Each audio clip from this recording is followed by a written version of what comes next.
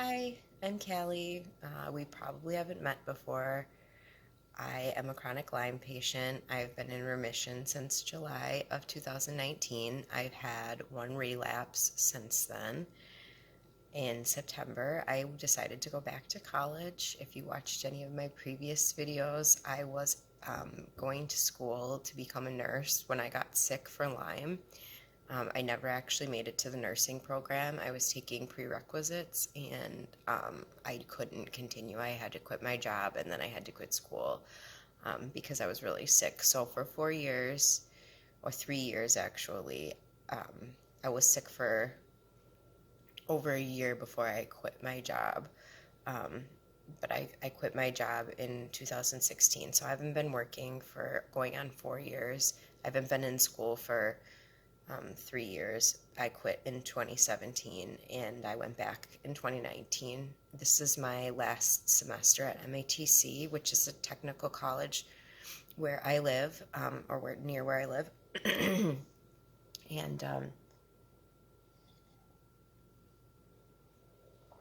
I am getting a liberal arts transfer degree in math, science, and technologies, and then my plan is to transfer to UW-Madison. I have an application in there now, and we'll just wait and see what happens with that. I have two little kids. They're 7 and 5. Their names are Jordan and Riley, and a husband named Eric. We've been married for 9 years, together for 12, and wouldn't have been able to make it through my Lyme journey without him, that's for sure. And I see a naturopath. That's who I saw to get me well after 11 other doctors failed. One of them tragically passed away while I was seeing him. He was actually the second to last doctor I saw before meeting my naturopath, and he had a really good reputation within the Lyme community. I really thought he would be the doctor that made me better. They actually went after him for his medical license in 2012 for treating Lyme patients outside of the guidelines that are set forth by the CDC and the International Infectious Disease Society or whatever. I don't know. They're all big corrupt organizations to me, so it doesn't really matter which one it was that did it. But they went after him, but his patients rallied around him, and he didn't actually end up losing his medical license, but he did end up passing away in a car accident shortly after I met him. So after that, I went to one other person before I found my naturopath, who has been the one that's been able to get me to wellness, and I was really sick when I met him. So I've read things that say natural cures are not sustainable for really chronically ill people, and I would just argue that is not necessarily true. I've heard that come from mainstream Lyme doctors, and I think that an integrative approach is really necessary, which is what my naturopath did. He didn't solely use natural cures. We did use some traditional medical cures, but a lot of what he did was really looking at me as an individual, and we ran a lot of testing just to gather information about me as an individual, like DNA testing, and we did hormonal testing, and I looked at CD57 numbers, and I did food allergy testing, and not just like the kind of food allergies where you instantly have a problem, but the kind of food allergies where you eat something and you don't notice for 3 days that you are not feeling well. And I would like to make more videos breaking down what things worked for me to help me get better and what things didn't. And I would also like to talk about lifestyle things that I did that helped me get better, keeping in mind that everyone is different.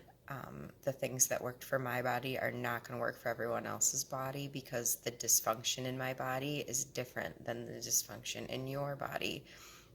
Just like I have a different personality than you. So the lifestyle changes that I made may not work for you, but a lot of them I feel like are just general health and wellness lifestyle things that if you want to lead a healthier lifestyle, like not only from a physical perspective, but also from a mental perspective, these lifestyle changes would help you.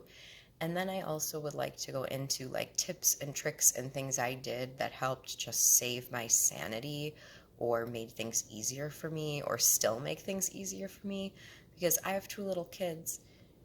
And when I was really sick, they were really little. They're 7 and 5 now, but when I got sick, they were 2 years old and 9 months old. So I really had this illness the whole entire time. They were toddlers and preschoolers, and now they're in elementary school. But um, you know, some of the things I did, I just feel like they can help anyone who's chronically ill. And I mean, honestly, they could help you even if you aren't chronically ill, because I think these are just good lifestyle things for anyone. So I really want to kind of reboot this channel. I realize that I am in school and I have two little kids, so maintaining a YouTube channel right now is probably not the easiest task in the world. But I would like to post this and maybe over the summer or when I have time, just post updates and vlogs of what I'm doing, how things are going, and how I'm making it work.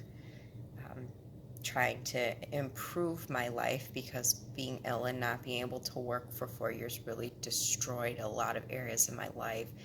And from the moment I felt a little bit better at all, I've been trying to continue to move the ball forward and get my life back to at least sort of where it was. And it's hard for me because I feel like there's still a long way to go, but I've made a lot of progress. And so I want to share that with everyone. And I just want to talk about my journey as it continues because I think that sometimes part of having a chronic illness is just acceptance and then adjustment. And I think once you do that and you can get your mind right, it becomes easier to manage just by making a little small mental change. And I know that's extremely hard when you're chronically ill. It's really hard when you're chronically ill and no one's helping you and you don't know what tomorrow is going to bring. And so I just want to share things I learned along the way that helped me with all of it. And so, yeah, I just wanted to reintroduce myself. I know the videos I made from when I was really sick, they're hard for me to watch. I don't know how they are for other people to watch, but that's the truth. That's what I was like when I was sick, and so I don't want to take those down or hide those from anyone. There's a lot of information in there. Doesn't really follow a pattern. It doesn't flow very well, but you can pull some good information out of there too. If you want to hear more about my story, I do break it down um, in older videos, which I can link them somewhere up above or put them in the description down below. I think I broke my Lyme story up into 4 parts, and you can watch that. I also gave a speech this fall in my speech class about my Lyme journey and my recovery from it. And I don't know if it would be helpful or not, but I also think I might share that as well. So if I do that, I'll link it down below. But if you want to hang around and you want to see what I have to say about being chronically ill and a mom and a student and, just a person with a life, because that's what everybody is before they get chronically ill.